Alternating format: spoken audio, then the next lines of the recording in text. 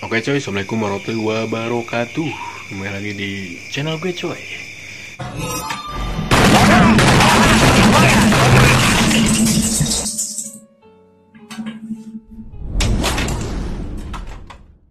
Nah, jadi kali ini gue akan membahas sesuatu yang berhubungan dengan ikan cupang, masih tentunya coy. Jadi kita kali ini akan ngebahas tentang bisnis ikan cupang coy. Bagaimana itu bisnisnya coy, bagaimana itu bisa memulainya, bagaimana syarat suksesnya, bagaimana gitu kan, tip dan triksnya itu bagaimana sih gitu kan.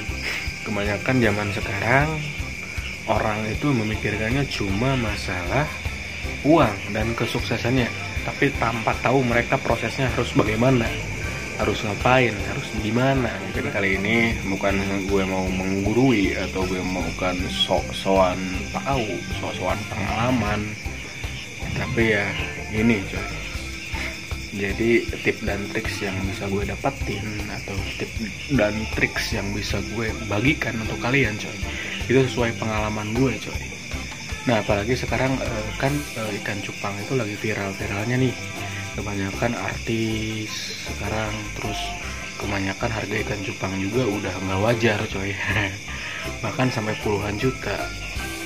Tapi nggak ada yang ratusan juta coy satu ekor. Tapi kalau puluhan juta itu ada, satu ekor ada, serius. Nah, itu gimana sih bang, gimana sih caranya, gimana sih bisa sampai sukses kayak gitu kan. Nah, jadi kita akan membagikannya coy buat kalian, tapi ini terserah kalian nih mau nerimanya atau mau mungkin ngapain sih lu bang, apalah ya, itu terserah kalian. Ini sesuai pengalaman gue bagikan coy, gimana sih caranya biar sukses, biar kita tetap berkreativitas, tetap apa ya disebutnya ya, hobi yang dibayar itu bagaimana sih bang gitu kan. Ya udah boy, daripada banyak bacot nih, ya udah kita langsung aja coy, yuk mari. Nah oke coy, jadi tip yang pertama itu menurut gue niat. Jadi kalian harus benar-benar, kalau kalian mau usaha, kalian harus niatnya dulu, niatnya bener nggak buat usaha atau hanya cuma sekadar main-main atau ikut-ikutan. Yang kedua coy, yang kedua itu ya doa dari seluruh keluarga lu, orang tua lu yang paling penting, istri lu atau yang bilang kerabat lu, sahabat lu lah, intinya mereka semua itu berdoa enggak atau mereka mendoakan enggak untuk kesuksesan atau kelancaran usaha lu gitu kan. Itu gue coy. Jadi yang ketiga itu ya tujuannya coy. Jadi tujuan lu usaha itu untuk apa sih? Apa sih yang dikejarnya gitu kan? Apa sih yang diutamakannya, yang dikejarnya? Terus tujuan kedepannya mau bagaimana? Apakah bisnis ini hanya jangka pendek atau jangka panjang gitu kan? Nah, kalian harus memikirkan itunya coy. Nah, untuk yang keempat coy, itu berarti bahannya atau barangnya atau bendanya lah, atau alatnya mungkin. Nah, jadi alatnya itu kan kita bahasnya tentang ikan cupang coy. Jadi otomatis ya barangnya itu ya ikan cupang coy. Jadi ikan cupang ini mungkin menjadi patokan atau tujuan utamanya kita memulai bisnis coy gitu. Jadi kalau nggak ada ikan cupangnya kita bisnisnya apaan gitu. Bahasa juga bisnis ikan cupang ya otomatis harus ada bendanya itu, benda yang bisa dijualnya itu, benda yang bisa diperdagang belikannya itu coy. Nah, jadi saran gue coy, kalau lu mau berbisnis ikan cupang itu banyak banget coy. Ada yang mau jadi sellernya, ada yang mau jadi maklarnya juga ada yang mau jadi petaninya juga ada yang mau jadi pemainnya atau jokinya, itu banyak banget coy.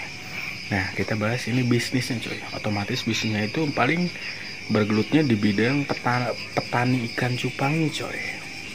Nah gitu. Jadi saran gua coy, kalau lu mau berbisnis ikan cupang nih, nomor 4 ini ikan cupangnya, lu beli indukan yang mahal. Otomatis yang mahal itu bagus coy. Yang bagus belum tentu murah. Yang bagus belum tentu mahal. Apa iya ya? Soalnya zaman sekarang itu coy, kualitas ikan itu dipastikan harganya mahal coy, serius. Jadi anjing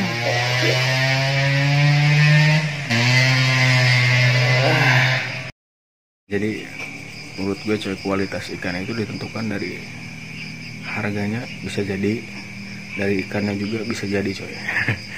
Nah jadi menurut gue coy, jadi kalau kalian mulai mau berbisnis itu beli indukan yang benar-benar bagus. Bagus itu nggak harus mahal, yang penting lu tahu ikan itu benar-benar punya kualitas, punya daya untuk bertarung, anjing bertarung, bersaing coy maksudnya.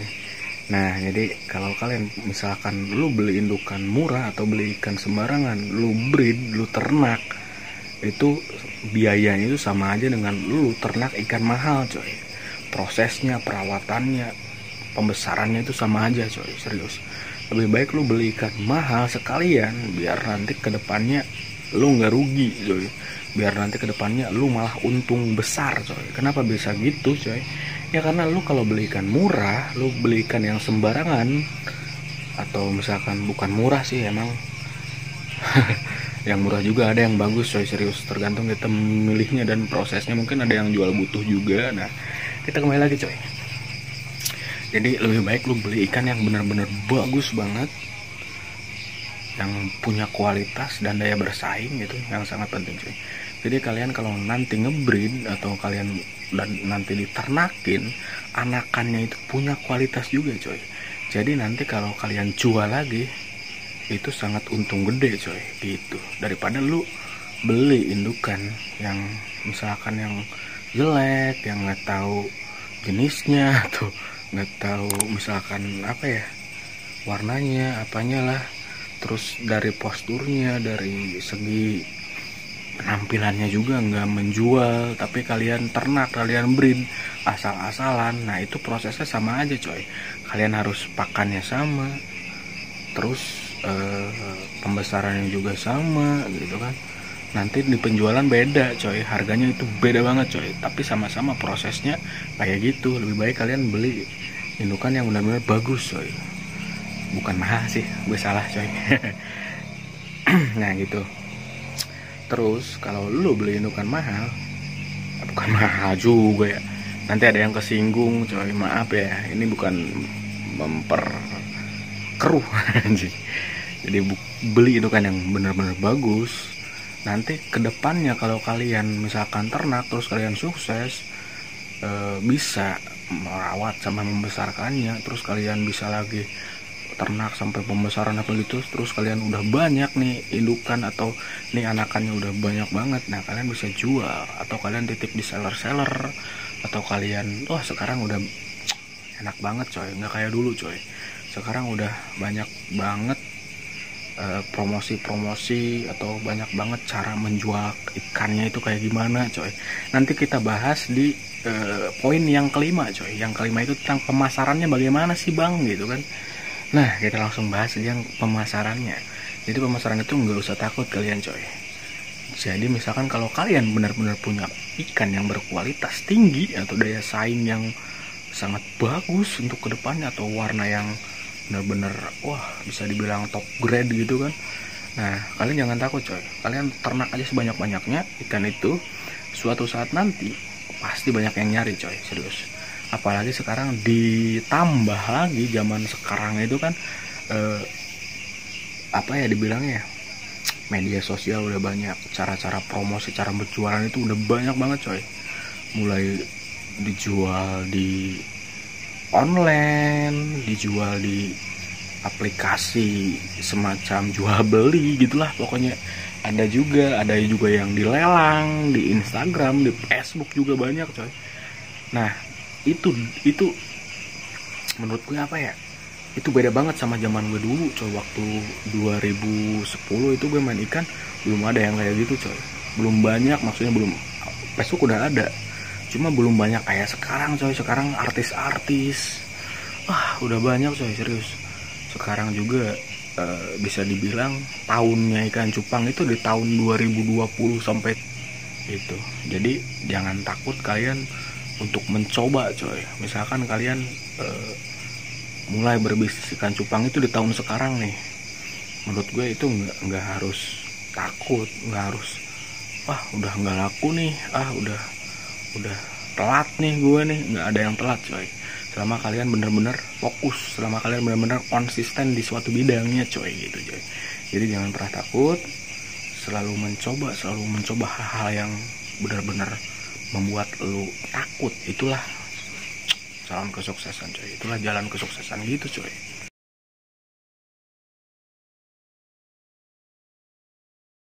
Nah jadi gitu coy, mungkin banyak dari kalian atau mungkin banyak dari pecinta ikan cupang yang masih baru terjun atau yang udah lama juga yang nggak tahu bagaimana sih bang cara mengembangkan, cara berjualan, cara yang bisa membuat orang sukses itu bagaimana. Apalagi sekarang kalian ditunjang dengan adanya fasilitas seperti media sosial dan lain-lain. Itu sangat memudahkan coy untuk kalian berpikir secara realita gitu coy. Jadi udah gampang sebenarnya coy kalau kalian mau mencobanya coy gitu. Tapi saran gue coy, kalian jangan terlalu fokus untuk memandangi seseorang yang udah sukses. Apalagi kalian fokusnya pertamanya di uang. Itu sampai kapanpun kalian hanya terpatok di situ coy, tanpa kalian memikirkan apa yang kalian lagi buat coy gitu. Jadi yang namanya proses dan konsistensi itu ya itu sangat sulit coy sebenarnya coy. Apalagi sekarang udah banyak yang sukses di bidang ikan cupang, itu membuat kalian merasa ingin seperti mereka, tapi kalian hanya terfokus dengan kesuksesannya coy, tanpa kalian perhatikan diri kalian itu sebenarnya bisa melebihi mereka atau bahkan bisa bersaing dengan mereka coy gitu.